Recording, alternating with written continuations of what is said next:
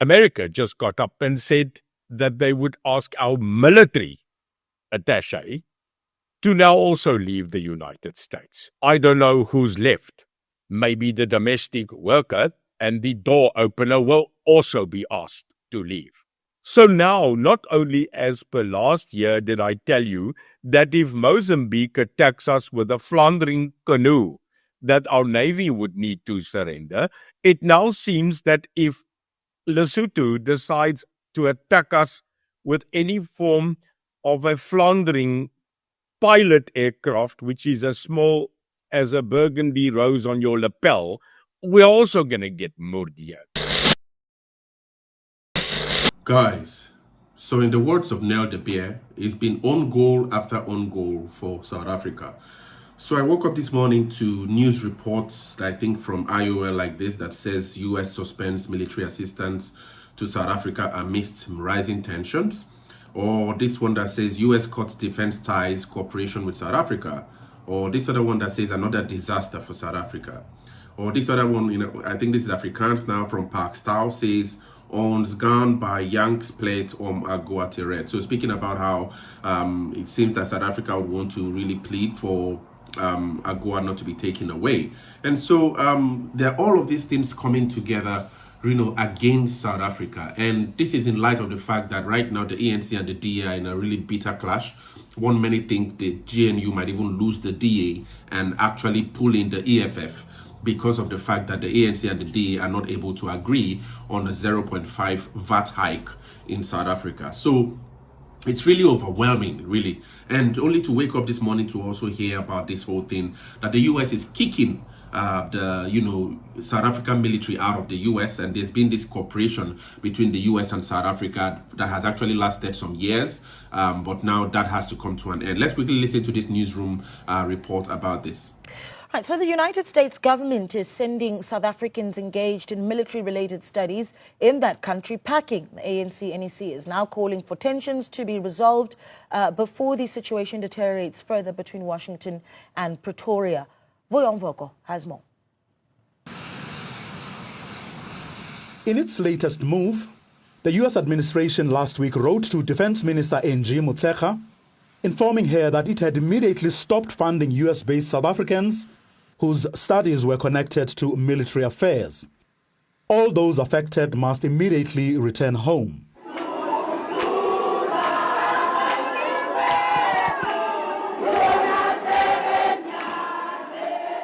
The abrupt decision came a week after the Trump administration expelled South Africa's ambassador to the U.S., Ibrahim Rasool.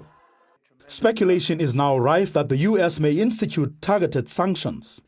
Fear is also mounting that the second largest trading partner may soon kick South Africa out of the African Growth and Opportunity Act, something that will hurt the country's troubled economy. Yeah, so you could see that the ANC is now really trying to really think about ways to really actively start looking for ways to mend its relationship with the United States. And yesterday on my own personal Facebook page, I was actually reviewing a comment by a picture by the president of Finland and Donald Trump. The president of Finland, which shares a 1,340-kilometer border with Russia, knowing fully well that these countries were even really growing in the Second World War,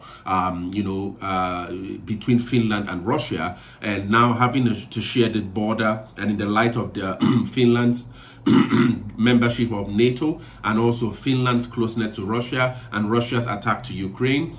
So Finland actually hosted President Zelensky recently, just after the clash Zelensky and Trump had in the White House with Vice President of US J.D. Vance. And so there were lots of memes on the internet trying to compare Zelensky's position in the US and Zelensky's position in Finland, which had a much more friendly tone to his relationship in Finland to that as compared to that in the US. So those memes really exploded on the internet. And so we woke up, I think yesterday or 2 days ago, to now see that the president of Finland, paid a visit to Donald Trump in I think it's Mar-a-Lago or something, at the US anyway, and they were playing golf together. And so for me, I thought it was a really brilliant diplomatic move, because right now in the world, and I think this is the likes of the fact that, Gaten McKenzie also speaks about that, you don't have to be an enemy of one state and be friends of another, especially if you claim to be a neutral state, all right? So cooperation is the key. Even if you do not agree with one person's policy, you don't have to kind of like be enemies of that because you tune to favor trade or something like that with the other. So I think this is where South Africa also finds itself, that, because South Africa actually has been, is a member of BRICS, South Africa also gains a lot from the AGOA agreement with the US, but also South Africa wants some kind of relationship with Iran. And so this whole problem now is actually really causing South Africa to pay a huge lot in terms of it, because the US actually thinks that, South Africa has much more closer ties to it, but then it has actually been carrying out a lot of policies that have not been favorable for that relationship. And so as a result, most of these things actually coming on South Africa seem to have been in the making. And so Ronald Lamola, actually, I think one of the biggest issues now is this whole thing with South Africa taking Israel to the International Court of Justice. And so Ronald Lamola had this to say in arguing that if at all, probably there has to be a mending of the relationship with South Africa, the whole thing with taking out the case against Israel at the ICJ is a no-go area. Let's quickly listen to Lamola. Not everything should be up for discussion, though. Appeasing the United States by withdrawing the International Court of Justice case against Israel is a no-go area. On the ICJ is an issue of international law, which has to be respected by everyone. And South Africa, this is a matter which we will not withdraw from the court. The ANC has urged its president to prioritize appointing an ambassador to the United States to begin the task of mending the relationship. Yes, so you see, it's going to be, I think, a really challenging one I don't know really, the ambassador that will be appointed to represent South Africa in the United States. I really don't know. That guy, whoever it is, or a lady or woman, would actually need to have a lot of work to do. But anyway, Chris Wyatt here in this video is actually trying to break it down for us, arguing. And for me, this is the most mind-blowing part, because it just shows how much dependency South Africa has been on aid and grants all these years. I mean, it's shocking. So he says that this whole thing with the US kicking out the military from the South African military from the US, is not just as a result of the fact that the US is trying to punish South Africa, especially following the expulsion of former Ambassador Ibrahim Rasool. But he actually argues here, Chris Wyatt argues, that this is as a result of the cuts that were implemented on February the 7th, when the US started working at the level of DOGE to really kick or cut away, what it felt was waste in terms of USAID and all of that. And this whole military program, I think, was part of those grants that the US was actually using to prop up South Africa's military training and it's all of that. And so the fact that this is actually coming just some weeks after Ibrahim Rasool has nothing to do with Ibrahim Rasool, but it actually has to do with these cuts like PEPFAR and USAID, which is now affecting South Africa. And for me, it's really mind-blowing. Let's quickly listen to Chris Wyatt break down the details, because this is really important for us to understand. That is the news report today coming out of Newsroom Africa, complaining about how U.S. government is kicking out South African military from the U.S. Well, that's not news. That's simply a consequence of the suspension of aid. So what we're talking about here is a grant program where the U.S. taxpayer gives money to foreign countries, typically low-income countries. South Africa is an exception. They get money under one program called the International Military Education Training, or IMET program. That provides grant money to that country so they can send their students to U.S. military schools like the Army War College, the Air War College, and things like that. As a consequence of that money being suspended in February, that means that no South African military students have any money to continue. Their tuition is no longer being paid at U.S. military schools because there's a cost to do it, and that's paid for by grant. The stipend they get from the U.S. government for living expenses is suspended, and as a consequence of the suspension of assistance, that means suspension of cooperation. So a lot of hay is being made about the ejection of Ibrahim Rasool. It has nothing to do with Ibrahim Rasool. This is a consequence of February 7th. It was just a matter of when it happened. It was going to happen because there's no money, and you can't continue the programs without money. So all South African military students attending engineering courses, NCO courses, Army War College, Naval War College will be sent home. That was a fait accompli as a consequence of the executive order that was issued on the 7th of February. But news media in South Africa are giving people the impression that these are new developments, that this is a consequence of Ibrahim Rasool being kicked out of the country, or the U.S. is angrily coming after South Africa. No. The media should become better informed about how government works and how foreign aid works before they try to give people a false impression about the consequences of actions of the South African government. So that's what's going on here. It's nothing new. Nothing new. It's simply people realizing this. In early February, I mentioned this would be one consequence. Not only is PEPFAR money gone, not only is money that was being spent to stop gender-based violence in South Africa, not only is money being spent to improve trade in South Africa no longer available, but also a few weeks after that, the media finally discovered that 70% of all medical research in South Africa is funded by the American taxpayer. 70%. So basically, the government of South Africa does no medical research at all. None. 30%, that's nothing. We carry the load for South Africa's medical research. We also produce the antiretrovirals. We also do the research for the antiretrovirals. Yeah, so when South African politicians say, screw America, we don't need you, we can do this on our own, can you? Can you really do it on your own? It doesn't look like it because you've been leeching off the taxpayer in America for the past 30 years. So maybe a little humility is in order here, and also perhaps a little time for media to do research. Additionally, beyond the International Military Student Education Training, IMEC program, where South African military who are here, unfortunately, for this is terrible. Imagine this. You come to the Army War College, you bring your family over here, you're here for 7 or 8 months studying and getting close to graduation, only be told you have to go home now and you'll never graduate from the War College. What a sad situation for those folks individually. But beyond that, this has another consequence which is not being discussed by the media and is of note and we should talk about. And that specifically is, we also give South Africa traditionally some FMF, foreign military financing. That's also grant money that the South African government can use to pay for training, to pay for exercises, to pay for purchase of military equipment, things like that. Well, that program in the past has been useful for purchasing spare parts for the C-130 fleet that South Africa has. Well, if you're getting any FMF money, that's also suspended. You can no longer participate in purchasing those parts. So in effect, that would mean that the South African government cannot purchase FMF parts from the U.S. unless they come with their own money. But I guess it really doesn't matter given that the South African Air Force is grounded. I mean, I have more operational drones in my house than the South African Air Force has operational aircraft. So not really a major impact as far as South Africa on that one. But again, folks, this is not new. This isn't targeted. It has nothing to do with Ibrahim Rasool. Those are his words. That has nothing to do with this action. And yes, the memorandum from the Defense Security Cooperation Agency, DSCA, was dated 13 March. But that's because bureaucracies move at a glacial pace.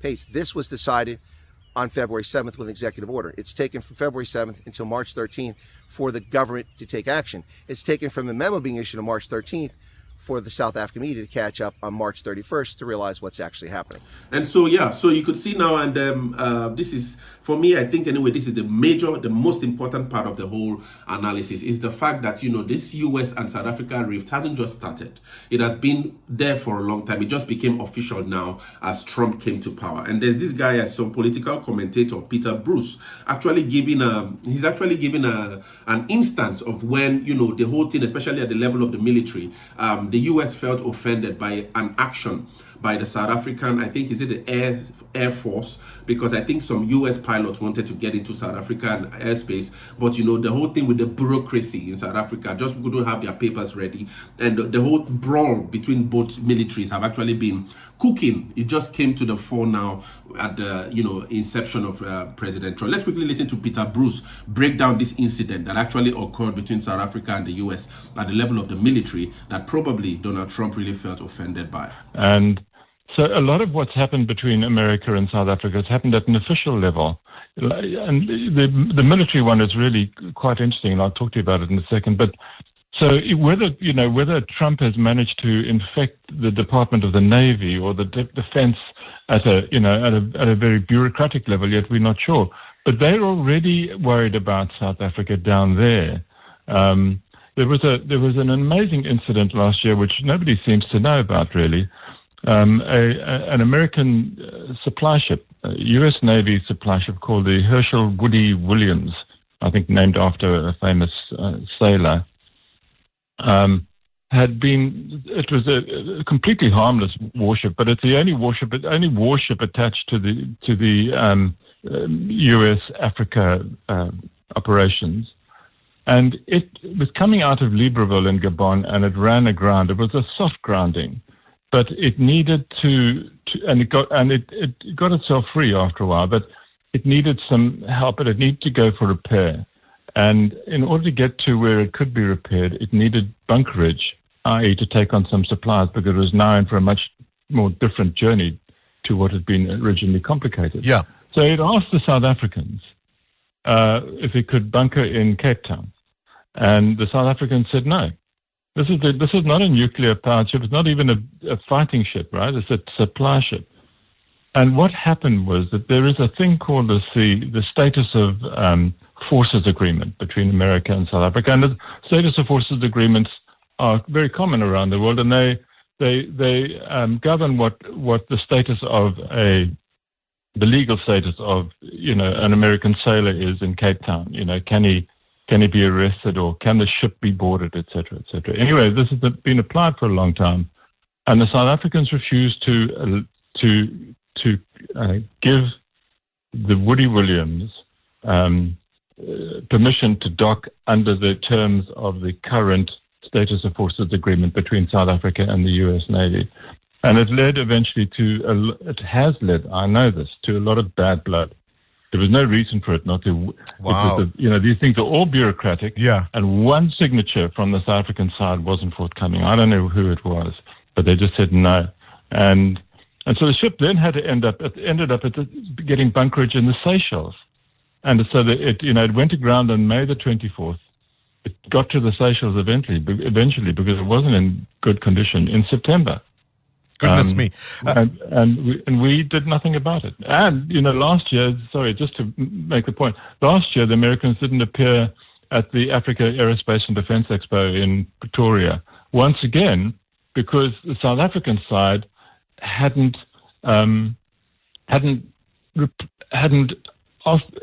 got the paperwork ready for the status of forces agreement. In other words, if an American pilot flies to Pretoria to show off their aircraft, what is his status in the country? These things are bureaucratic. It has to be done, and it wasn't done in time.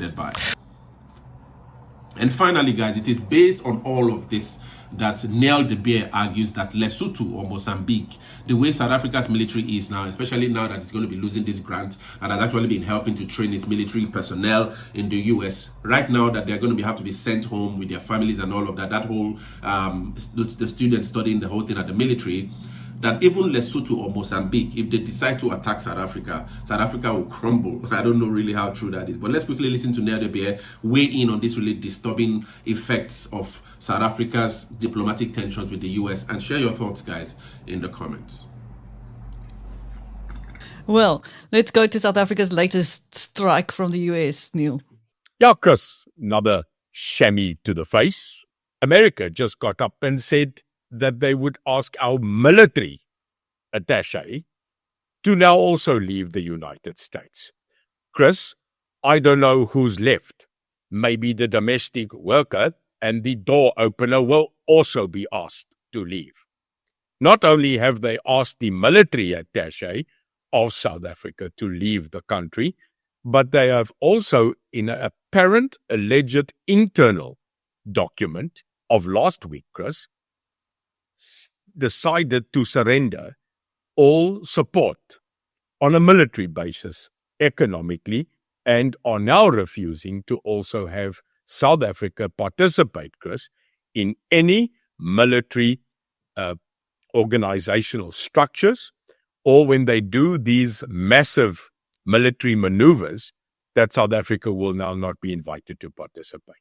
Shocking, because another blow to us on a different level. Well, while we're on the military, maybe they've felt that the attaché doesn't really have a job, considering the state of the South African National Defence Force. Neil, we've spoken so often about the state of our army and the Navy, and now we are on the Air Force, where it has emerged that only 6 operational aircraft remain. Blunder on blunder, Chris, and to sit back and to understand that this Air Force is now running on a total of 8% operational mobility. The fact that we've got between 6 and 16 operational aircraft is a fact, but what no one told us was they might be operational, Chris, but we now hear that they don't have enough technicians to keep them in the air.